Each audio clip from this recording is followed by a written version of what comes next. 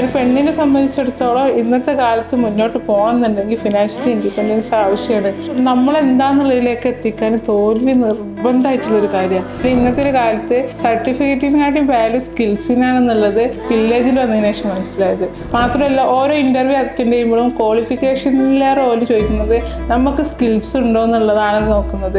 മറ്റേതൊക്കെ theory based ആയ കാര്യങ്ങൾ പോയത്, പക്ഷെ ഇവിടെ പ്രാക്ടിക്കൽ ബേസ്ഡ് കാര്യങ്ങൾ പോകുന്നുണ്ട്, തിയറി ബേസ്ഡ് കാര്യങ്ങൾ പോകുന്നുണ്ട്. നമുക്ക് ഇവിടെ വർക്ക് ചെയ്തിട്ട് പഠിക്കുന്ന ഒരു എക്സ്പീരിയൻസ് ആണ് സ്കില്ലേജിൽ നിന്ന് കിട്ടുന്നത്. +2 വരെ ഒരു 12 വർഷം കൊണ്ട് കിട്ടാത്തൊരു സംഭവം 6 മാസം കൊണ്ട് കിട്ടിയെന്ന് പറയുന്നത് വലിയൊരു സംഭവമാണ്. നമ്മൾ എന്തുകൊണ്ട് മുന്നേ ഇവിടെ തിരഞ്ഞെടുത്തില്ല, അല്ലെങ്കിൽ എന്തുകൊണ്ട് ഇവിടെ അറിഞ്ഞില്ല എന്നുള്ളൊരു തോന്നൽ ഇവിടെ വന്നതിന് ശേഷം ഉണ്ടായി. ഡെലിവറി കഴിഞ്ഞ് 10-20 ദിവസത്തിന് ശേഷമാണ് ഞാനിവിടെ വരുന്നത്. അപ്പം എൻ്റെ മെൻ്റലി ഫിസിക്കലി ഞാൻ ഓക്കെ അല്ല. ഇവിടെ ആരും പരിചയമില്ല, എവിടുന്ന് തുടങ്ങണം, എന്ത് ചെയ്യണം ഒന്നും അറിയാത്തൊരു ഇതിലാണ് ഇവിടെ വരുന്നത്. പക്ഷെ ഇവിടുന്ന് ആ ഡോറ് തുറന്ന് ഇങ്ങോട്ട് കയറുമ്പോണ്ടല്ലോ നമുക്ക് കിട്ടുന്ന ഒരു ഫീൽ ഉണ്ട്.